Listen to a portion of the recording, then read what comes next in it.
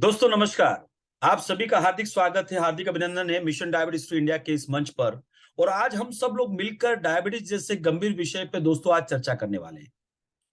Mission diabetes free India के माध्यम से कई स्वास्थ्य प्रचारकों का यह कहना रहा है दोस्तों कि हमको डायबिटीज के ऊपर एक शॉर्ट वीडियो चाहिए।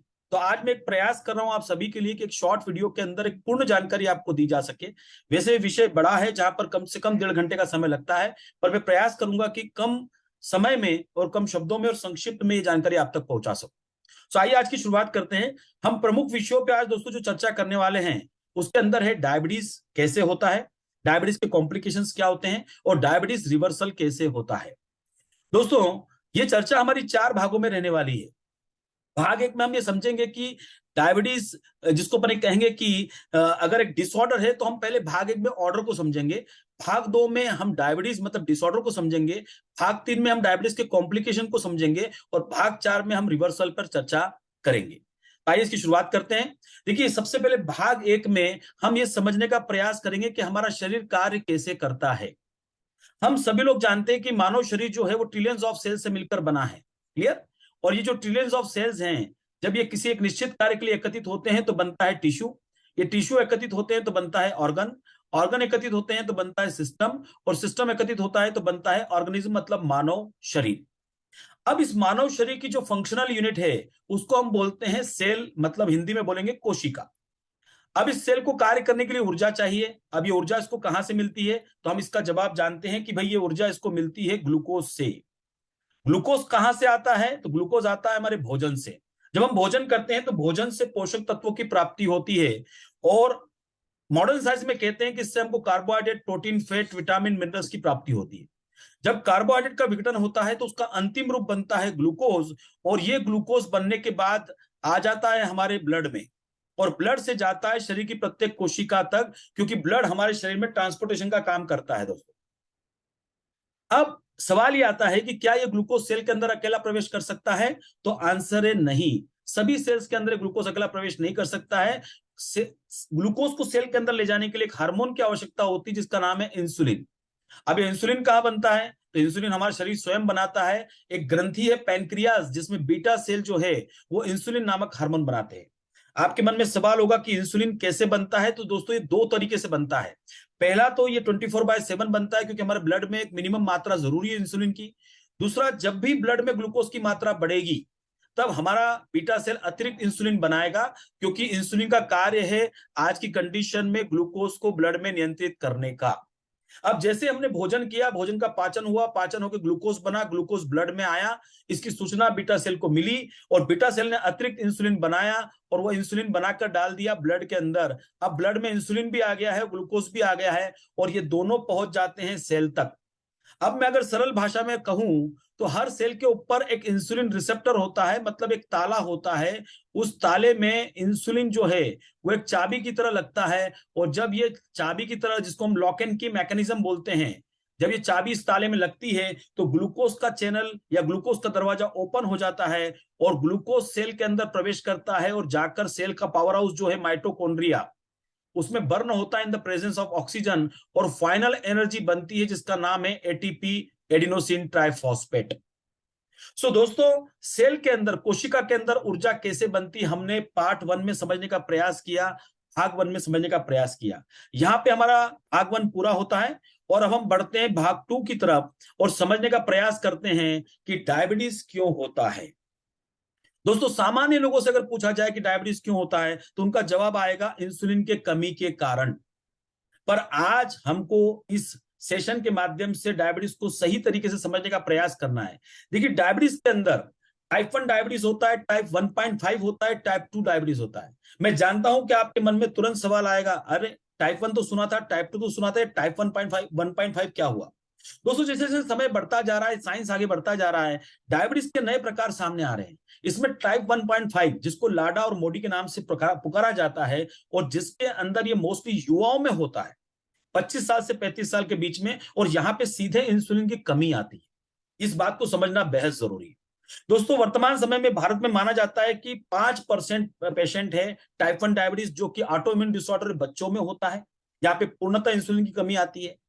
अभी टाइप 1.5 के पेशेंट कितने हैं ये अंदाजा लगाना मुश्किल है और लगभग लगभग माना जाएगा टाइप 2 डायबिटीज के पेशेंट जो है वो 85 to 90% पेशेंट इंडिया के अंदर है। अब आज हम जब बातचीत करते हैं रिवर्सल की, तो हम बातचीत करते हैं दोस्तों टाइप 2 डायबिटीज की। और यहां पर मैं कहना चाहता हूं कि टाइप 2 डायबिटीज को समझना बहुत जरूरी है दोस्तों, क्योंकि अगर हमने टाइप 2 डायबिटीज को नहीं समझा तो हम इसके कुचक्र में हमेशा फंसे रहेंगे। मैं पहले गुड न्यूज देना चाहता हूं आपको कि टाइप 2 डायबिटीज की पूर्वावस्था को प्री डायबिटीज कहते हैं, और प्री डायबिटीज का रिवर्सल 4 से 6 महीने में हो जाता है। वाओ दोस्तों, सोचने की बात है। हमने प्री डायबिटीज को तो सुना, पर हमें हमें हमने उस पर ध्यान नहीं दिया कि प्री डायबिटीज होता कहां है। ये प्री डायबिटीज होता है टाइप 2 डायबिटीज में, और अगर इसका रिवर्सल मात्र 4 से 6 महीने में हो सकता है तो ये अपने आप में इंडिकेट कर रहा है कि टाइप 2 डायबिटीज का भी रिवर्सल हो सकता है, भले ही उसके लिए थोड़ा समय क्या हो, ज्यादा लग जाए। क्लियर? अब यहां पर टाइप 2 डायबिटीज जो है वो क्या है, वो है इंसुलिन रेजिस्टेंस के कारण होने वाला डायबिटीज। मतलब यहां पर इंसुलिन तो शरीर बनाता है, पर शरीर उसका उपयोग नहीं कर पाता है। ये सबसे पहले समझना है। यहाँ पे डायरेक्ट इंसुलिन की कमी नहीं होती है, पहले शरीर इंसुलिन बना रहा है, बट इंसुलिन का रेजिस्टेंस है। अब ये इंसुलिन का रेजिस्टेंस मतलब क्या? जैसे भाग 1 में हमने समझा कि शरीर में सेल में ऊर्जा का निर्माण कैसे होता है, तो यहां पर हर सेल के ऊपर एक इंसुलिन रिसेप्टर होता है, जिसको ताला बोल दें। इंसुलिन चाबी की तरह उस ताले में लगता है और ग्लूकोज चैनल जो है वो ओपन हो जाता है। ग्लूकोज सेल के अंदर जब प्रवेश करता है तो जाकर माइटोकॉन्ड्रिया में बर्न होता है, फाइनल एनर्जी बनती है, जिसको हम एटीपी बोलते हैं। अब समझिए कि किसी कारण से अगर ये सेल के ऊपर का जो इंसुलिन रिसेप्टर ये खराब हो जाता है, किसी भी कारण से ये जो इंसुलिन रिसेप्टर ये खराब हो जाता है, तो जितनी मात्रा में ग्लूकोज सेल के अंदर जाना चाहिए वो नहीं जा पाता, और शरीर में धीरे धीरे धीरे धीरे धीरे ग्लूकोज की मात्रा बढ़ना शुरू हो जाती। टाइप 2 डायबिटीज की पूर्वावस्था होती है प्री डायबिटीज, और यहां पर 140, 150, 160, 170, 180, 190 ऐसे ग्लूकोज बढ़ता है। और ये बढ़ता हुआ ग्लूकोज जब लगातार लगातार बीटा सेल पर दबाव पैदा करता है, तो एक समय ऐसा आता है कि बीटा सेल की कार्य क्षमता भी कम हो जाती है। और जब ये दोनों मिल जाते हैं तो तेजी से टाइप 2 डायबिटीज के लक्षण आना क्या होते हैं दोस्तों, शुरू हो जाते हैं। मैं जानता हूं कि आपके मन में सवाल आएगा कि ये प्री डायबिटीज से डायबिटीज में कन्वर्ट कैसे होता है, क्या घटना घटती है। आइए उसको समझते हैं। देखिए, जब आपका इंसुलिन रेजिस्टेंस शुरू होता है तो हमारे शरीर में हाइपरग्लाइसीमिया शुरू होता है, मतलब ग्लूकोज की मात्रा बढ़ना शुरू होती है। और ये ग्लूकोज को नियंत्रित करने का काम इंसुलिन का है, और इंसुलिन बनाते हैं बीटा सेल। इसका मतलब बढ़ा हुआ ग्लूकोज बीटा सेल के ऊपर तनाव पैदा करता है, उसको मजबूर करता है कि वो ज्यादा इंसुलिन बनाए। घटनाक्रम ये घटता है। अब घटनाक्रम 2 कि भाई इंसुलिन रिसेप्टर खराब है, इसलिए सेल को ग्लूकोज नहीं मिल पा रहा है। और सेल को ग्लूकोज नहीं मिल पा रहा तो सेल क्या कर रहा है, सेल ब्रेन को मैसेज दे रहा है कि भाई मुझे ग्लूकोज नहीं मिल रहा है। अब ब्रेन को लगता है कि भाई ग्लूकोज नहीं मिल रहा मतलब भोजन नहीं आया, तो वो स्टमक को आदेश देता है कि भाई भोजन मंगाओ। तो जहां इंसुलिन रेजिस्टेंस डेवलप होता है वहां पर हमारे भोजन करने की प्रवृत्ति बढ़ जाती है। हम पहले 3 बार भोजन करते थे, अब 4 या 5 बार भोजन करते हैं। और जब ज्यादा भोजन करते हैं तो ग्लूकोज फिर बढ़ता है, और ये बढ़ा हुआ ग्लूकोज दोस्तों फिर से हमारे बीटा सेल पर क्या करता है, दबाव पैदा करता है। ऐसे ही एक और कहानी घटती है कि जब प्री इंसुलिन रेजिस्टेंस के अंदर देखेंगे अगर हम, तो यहां पर ब्लड में ग्लूकोज की मात्रा भी ज्यादा है और इंसुलिन की मात्रा भी ज्यादा है, जिसको हाइपर इंसुलिनिया कहते हैं। अब जब शरीर में हाइपर इंसुलिनिया पैदा होता है तो कहीं ना कहीं शरीर भी इसके अगेंस्ट में काम करता है, और कहीं ना कहीं सेल्यूलर लेवल पे उसका रेजिस्टेंस डेवलप होता है। लगातार ऐसा कुचक्र चलने के कारण, जिसको एक कहेंगे कि बीटा सेल पे लगातार इसका प्रभाव पड़ता जाता है, प्रभाव पड़ता जाता है, प्रभाव पड़ता जाता है। और इस कारण से, इस प्रभाव के कारण बीटा सेल अपनी कार्य क्षमता क्या करता है दोस्तों, खो देता है। और जब बीटा सेल अपनी कार्य क्षमता खो देता है तो निश्चित तौर पर हम शिकार हो जाते हैं टाइप 2 डायबिटीज के। जब लक्षण आना शुरू होते हैं तो हम डॉक्टर के पास जाते हैं। डॉक्टर हमारी कुछ टेस्ट करता है, fasting glucose, PP glucose, HbA1c, होमा IR, जिसके माध्यम से ये जान सकते हैं कि भाई हमारे इंसुलिन रेजिस्टेंस मतलब किस लेवल का है। फास्टिंग सीरम इंसुलिन टेस्ट होता है, फास्टिंग सी पेप्टाइड टेस्ट होता है, जिससे कि डॉक्टर डायग्नोस करते हैं कि हमको क्या ट्रीटमेंट लिखा जाए। और उसके बाद हमको टैबलेट दी जाती है टाइप 2 डायबिटीज के अंदर, और हम फिर उसको भाग्य का हिस्सा मान लेते हैं कि अब जीवन भर मुझे टैबलेट खाना होगी। पर दोस्तों यहाँ पे एक बात महत्वपूर्ण समझने वाली बात है कि टाइप 2 डायबिटीज को कंट्रोल करने के लिए जो जो काम हम कर रहे हैं वो टाइप 2 डायबिटीज के अगेंस्ट में जा रहा है। अब आप कहेंगे ऐसा कैसे, आइए इसको समझने का प्रयास करते हैं। जैसे हमने टेबलेट खाने की शुरुआत करी, मॉडर्न मेडिसिन के कारण बीटा सेल पर तनाव। देखिए, अगर कोई टेबलेट हम खा रहे हैं जिसका काम है बीटा सेल से इंसुलिन बनवाना, जैसे कि ग्लिमिपिराइड, ग्लिप्टिन समूह की ड्रग्स हो गई, या वोग्लिबॉस या अन्य ड्रग हो गई जिनका काम है कि आज बीटा सेल से एक्स्ट्रा इंसुलिन बनवाना, तो जब एक्स्ट्रा इंसुलिन बनाने की बात आएगी दोस्तों, तो निश्चित तौर पर आप समझ सकते हैं कि बीटा सेल के साथ कहीं ना कहीं जोर जबरदस्ती होगी। और इसका असर यह आता है दोस्तों कि लंबे समय तक ये मेडिसिन लेने पर बीटा सेल अपनी कार्य क्षमता खो देता है, या अनेक प्रकार के साइड इफेक्ट उसके आते हैं। नंबर 2, हम सब लोग जानते हैं कि मॉडर्न मेडिसिन जो है, ये रेजिस्टेंस के कारण बीटा सेल का जो कारण बीटा सेल पे तनाव पैदा होता है। देखिए, हमारा शरीर जो है वो मॉडर्न मेडिसिन को स्वीकार नहीं करता है, वो उसके अगेंस्ट में काम करता है। तो जिस पोटेंसी की दवा हम आज लेना शुरू करते हैं, 2 से 3 साल बाद वो पोटेंसी की दवा हमारे शरीर में कार्य नहीं करती, और हमको मालूम भी नहीं पड़ता है कि अंदर से हमारे ब्लड में ग्लूकोज का लेवल बढ़ना शुरू हो गया। जब ये बढ़ता है तो आप तो जान चुके हैं कि इसका असर किस पे आएगा, हमारे बीटा सेल पे, पेनक्रियास पर, मतलब फिर हमारा बीटा सेल तनाव में आ जाता है। अब कई बार हमसे भी लापरवाही होती है पेशेंट के तौर पर। देखिए, नॉर्मली अगर हमारा फास्टिंग 105 है, ग्लूकोज और आपका पीपी ग्लूकोज 120 है, तो हम सोचते अरे वाह, अब तो मैं कंट्रोल हो गया, तो चलो एक गुलाब जामुन हो जाए। दोस्तों, ये थोड़ा बहुत खाने की आदत कब हमारे ब्लड में ग्लूकोज का लेवल बढ़ा देती है, और तब जाकर हम वापस से बीटा सेल पे एक अनचाहा तनाव पैदा कर देते हैं दोस्तों। इसी तरह एक और आदत है बार बार भोजन करने की। कहीं से हम सीख लेते हैं कि भाई बार बार भोजन करना चाहिए। कुछ लोग इस बात को समझ लेते हैं कि भाई मेरा शरीर इंसुलिन थोड़ा कम बना रहा है, तो मैं कम भोजन करूंगा, बार बार भोजन करूंगा तो मेरा ग्लूकोज कंट्रोल रहेगा। पर ग्लूकोज को कंट्रोल करने के चक्कर में हम शरीर को डैमेज करते हैं। कैसे, समझने का प्रयास करते हैं। हम सुबह 7 बजे, फिर 9 बजे, फिर 12 बजे, फिर 3 बजे, फिर 6 बजे, फिर रात को 9 बजे बार बार भोजन करते हैं। देखिए, आयुर्वेद में कहा गया है दीपन और पाचन। आयुर्वेद में कहा गया है कि अगर आपकी अग्नि प्रज्वलित नहीं है तो पाचन सही नहीं होगा। और आयुर्वेद में 13 प्रकार की अग्नियों का उल्लेख किया गया है। पहली है जठर अग्नि, फिर सप्त धातु अग्नि और पंच महाभूत अग्नि। अब इन 13 प्रकार की अग्नियों का प्रज्वलित होना जरूरी है, मतलब ये कहा जाता है कि आपको भूख लगे तभी खाना खाना चाहिए। ये शरीर का साइंस है। पर हम ग्लूकोज को कंट्रोल करने के लिए थोड़ा थोड़ा थोड़ा थोड़ा थोड़ा भोजन जो है वो बार बार करते हैं। अब चूंकि अग्नि नहीं है तो भोजन का पाचन नहीं हो पाएगा, और जब भोजन का पाचन नहीं हो पाएगा दोस्तों, तो हमारी स्मॉल इंटेस्टाइन में अनडाइजेस्ट फूड रहेगा, और ये अनडाइजेस्ट फूड एक प्रकार का टॉक्सिक मटेरियल तैयार करता है। सॉरी, ये टॉक्सिक मटेरियल जो होता है दोस्तों, ये आज की कंडीशन में जब हमारे ब्लड के माध्यम से पूरे शरीर तक पहुंच जाता है तो हमारे सेल को नुकसान पहुंचाता है। और ये जो सारी क्रिया हम टाइप 2 डायबिटीज को कंट्रोल करने के लिए कर रहे हैं दोस्तों, जाने अनजाने ये सारी हमारे शरीर को नुकसान पहुंचाती है, और हमारी समस्या को कम होने की बजाय और ज्यादा बढ़ा देती है। तो कहते हैं कि सही दिशा में कार्य न होने से ज्यादा इंसुलिन की कमी होती है। जब शुरुआत में हमारा शरीर पर्याप्त इंसुलिन बना रहा था, क्लियर, पर हमारे गलत दिशा में कार्य करने से एक समय ऐसा आता है कि जो पर्याप्त इंसुलिन बन रहा था उसमें काफी कमी आ जाती है, इंसुलिन का अभाव पैदा हो जाता है, और हमको न चाहते हुए भी इंसुलिन पर जाना पड़ता है, या बहुत सारी टेबलेट का सेवन हमको करना पड़ता है। तो दोस्तों, आज हमको समझना होगा कि टाइप 2 डायबिटीज के अंदर हम कर क्या रहे हैं, और कैसे आज इसके ऊपर हमको कार्य करना चाहिए। दोस्तों, इतना ही नहीं, जब टाइप 2 डायबिटीज का सही तरीके से हम मैनेजमेंट नहीं करते हैं, तो हम सब लोग जानते हैं कि डायबिटीज के कॉम्प्लिकेशंस खतरनाक होते हैं। डायबिटीज खतरनाक नहीं होता है, डायबिटीज के कॉम्प्लिकेशन खतरनाक होते हैं। और ये कॉम्प्लिकेशन क्यों आते हैं, ये जानना भी भाग 3 में हमारे लिए बेहद जरूरी है। तो अब हम यहाँ पे भाग 3 में चर्चा करेंगे कि डायबिटीज कॉम्प्लिकेशन मतलब क्या। देखिए, अभी तक हमने समझा कि सेल को ग्लूकोज लेने के लिए इंसुलिन की जरूरत है, पर मैं आपको बताना चाहता हूं कि हमारे शरीर में कुछ सेल ऐसे होते हैं जिनको ग्लूकोज लेने के लिए इंसुलिन जरूरत नहीं होता है।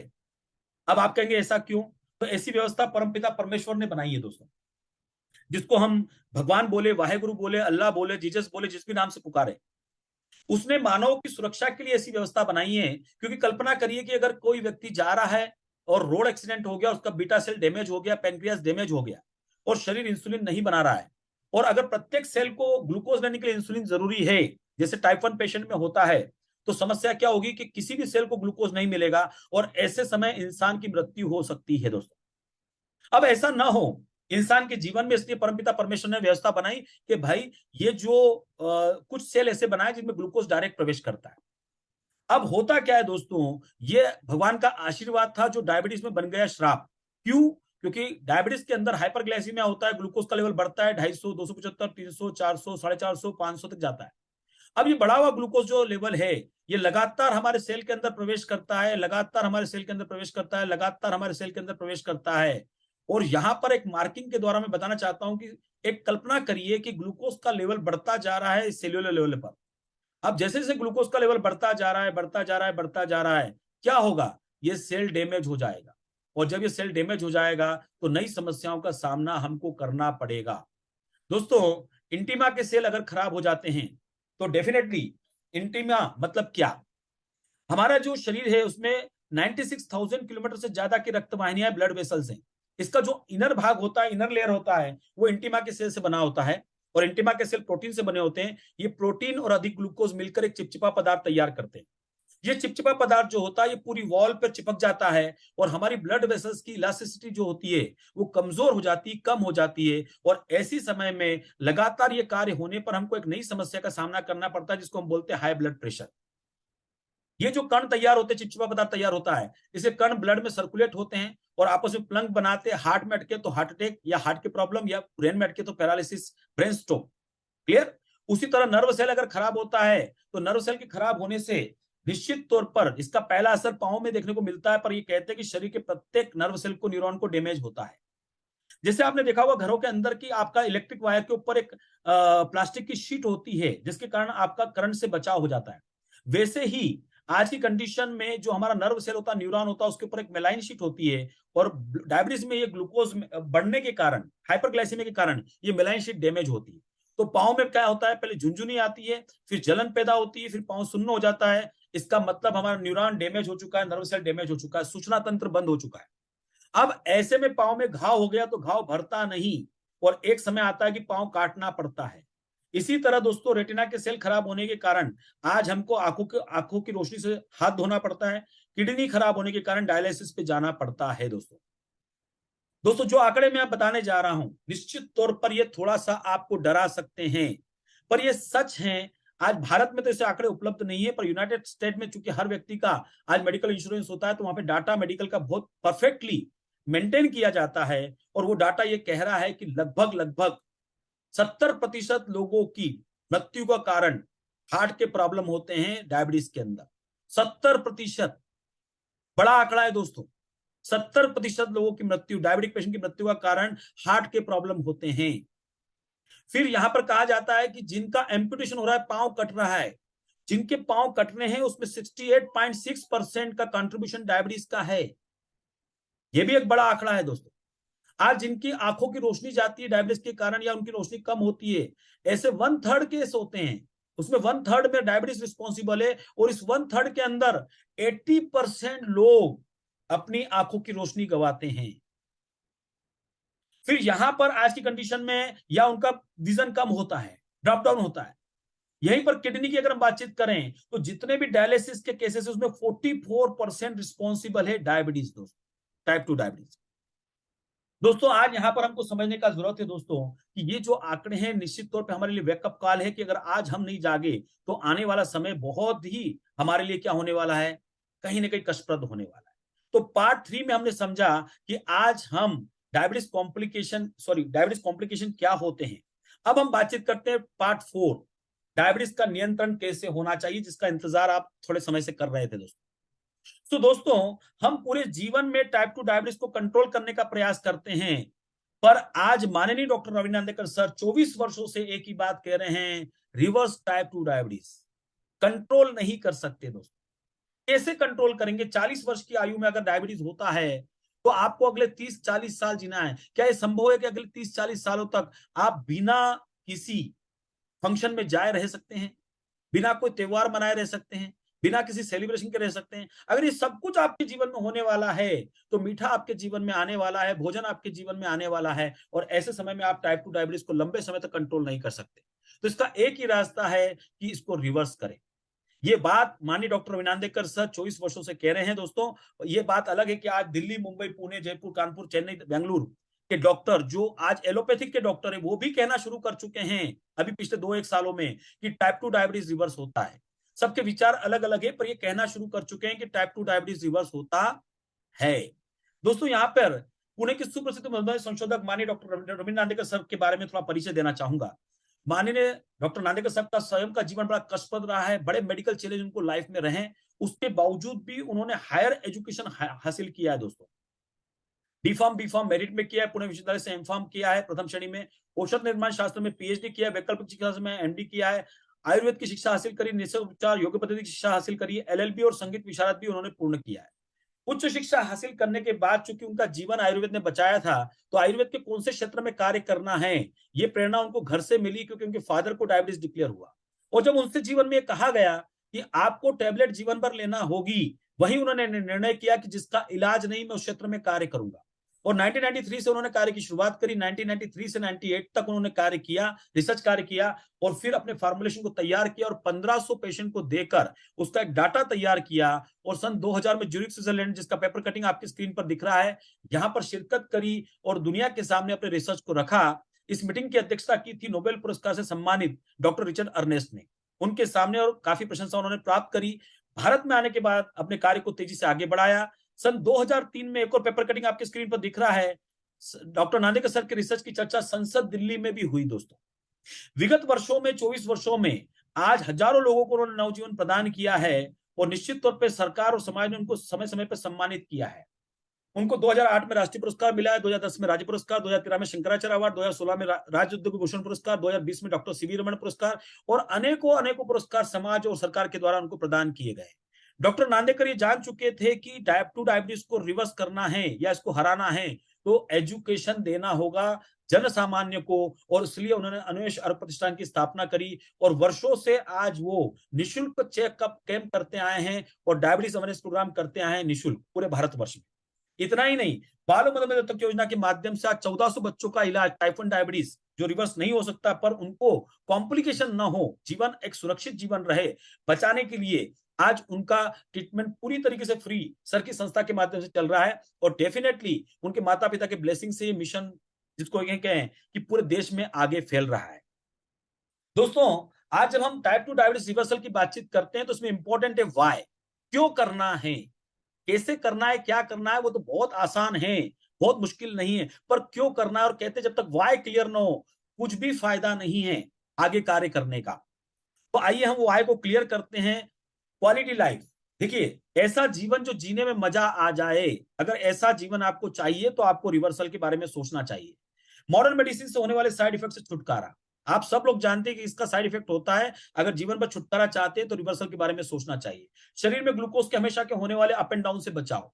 एक बर्थडे पार्टी में आप गए, थोड़ा सा केक खाया, एक गुलाब जामुन खाया, घर पर आए, ग्लूकोज चेक किया, ग्लूकोज गया 350, पूरी रात खराब हो गई ये सोचते सोचते, अरे ऐसा क्यों होता है ग्लूकोज एक गुलाब जामुन से। ये बार बार तनाव जो महीने भर में बार बार पैदा होता है, इससे बचना चाहते हैं तो रिवर्सल के बारे में सोचना चाहिए। डायबिटीज के जानलेवा दुष्परिणाम से मुक्ति, हार्ट अटैक, पैरालिसिस, दस्तिडोज, डायलिसिस, गैंग्रीन आदि से मुक्ति चाहेंगे तो रिवर्सल सोचना चाहिए। वैवाहिक जीवन में नई ऊर्जा होगी, लेकिन लंबे समय तक वैवाहिक जीवन सही ढंग से जीना चाहते हैं तो रिवर्सल के बारे में सोचना चाहिए। एनर्जी से भरपूर जीवन होगा, ना थकान होगी, ना चिड़चिड़ापन होगा। डायबिटिक पेशेंट 3 से 5 साल में चिड़चिड़ा हो जाता है, ये खुद डायबिटिक पेशेंट को मालूम नहीं होता है थकान के कारण। अगर स्फूर्ति वाला जीवन चाहिए तो रिवर्सल के बारे में सोचना है। मानसिक तनाव से मुक्ति, अगर ये सब कुछ होगा तो मानसिक तनाव तो होगा। क्लियर, जीवन में सही खाने का आनंद ले पाएंगे। 70% से ज्यादा, या मैं कहूंगा 80% से ज्यादा लोग अपने जीवन में भोजन को महत्व देते ही देते हैं। अगर जीवन में सही खाने का आनंद लेना चाहते हैं तो डायबिटीज रिवर्सल के बारे में सोचना चाहिए। पैसे की बचत होगी, आजकल डायबिटीज को मैनेज करना, टाइप 2 डायबिटीज को आसान नहीं है, सस्ता नहीं है, 10 लाख से ज्यादा का खर्चा हो जाता है। अगर पैसे की बचत करना चाहते हैं तो रिवर्सल के बारे में सोचना चाहिए। आयु में वृद्धि होगी, हम सब लोग जानते हैं कि टाइप 2 डायबिटीज की 10 साल आयु कम होती है, और मैनेजमेंट सही नहीं हुआ तो 20 साल तक कम हो सकती है। आयु पूरी जीना चाहते हैं तो रिवर्सल के बारे में सोचना चाहिए। नया आत्मविश्वास होगा, जीने की नई उमंग होगी। दोस्तों, डेफिनेटली ये सारे फायदे आप अपने जीवन में ले सकते हैं, पर इसके लिए आपको डायबिटीज रिवर्सल में एक जिम्मेदारी भी लेना होगी, क्योंकि यहाँ पे कोई चमत्कार नहीं होने वाला है। यहाँ पे आपको एक जिम्मेदार व्यक्ति बनकर वो जिम्मेदारी भी लेना होगी। तो मैं आपसे पूछना चाहता हूं कि क्या आप वो रिस्पॉन्सिबिलिटी लेने को तैयार हैं? मैं जानता हूं आपका जवाब है यस, आई एम रेडी। तो अगर यदि आप तैयार हैं तो नियम है उचित व्यायाम, उचित खान-पान, उचित इलाज। ये नियमों का अपनाकर टाइप 2 डायबिटीज को आप रिवर्स कर सकते हैं और अपने जीवन में हर्षोल्लास ला सकते हैं, एक खुशी का वातावरण पैदा कर सकते हैं। इसके लिए कुछ नहीं करना है, आपको तुरंत कॉल करना है हर्बायु के स्वास्थ्य प्रचारक को। हर्बायु के स्वास्थ्य प्रचारक पूरी तरीके से ट्रेंड होते हैं, जो आपकी पूरी इंफॉर्मेशन को लेकर अपनी डॉक्टर टीम तक पहुंचाते हैं। और मिशन डायबिटीज टू इंडिया की जो डॉक्टर टीम है वो आयुर्वेद के एक्सपर्ट डॉक्टर हैं, जो सोमवार से लेकर शनिवार तक आपके लिए उपलब्ध हैं, सुबह 10 से लेकर शाम को 6 बजे तक आपकी समस्याओं का निवारण करने के लिए। सो आपको तुरंत अपने स्वास्थ्य प्रचारक को क्या करना चाहिए? कॉल करना चाहिए और डायबिटीज रिवर्सल के लिए तैयार हो जाना चाहिए। दोस्तों, मैं यहां पर कहना चाहूंगा कि जब आप डायबिटीज रिवर्सल करने जाते हैं, सो दोस्तों आप अपनी एक जनरेशन को नहीं, आने वाली कई जनरेशन को सुरक्षित करते हैं। आज मैं कहना चाहता हूं कि मेरी नानी को डायबिटीज था, तो मेरी माँ को, मम्मी को डायबिटीज रहा और डेफिनेटली वो खतरा मेरे अंदर भी मौजूद है और मेरे बच्चों के अंदर भी रहेगा। ऐसा ही कुछ आपके साथ भी होने वाला है। तो कुछ नहीं करना है, अभी इसी समय हर्बायु के स्वास्थ्य प्रचारक को कॉल करना है और अभी इसी समय से डायबिटीज रिवर्सल की शुरुआत करना है। आशा करता हूं कि आपने इस बात को अच्छी तरीके से सुना, समझा और उसके लिए आपका धन्यवाद देना चाहता हूं कि आपने ये समय मुझे प्रदान किया। तो आइए मिलकर आज हम सब लोग मिलकर भारत को स्वस्थ बनाते हैं और मधुमेह मुक्त भारत अभियान हर दिल में जगाते हैं। Thank you very much. जय हिंद।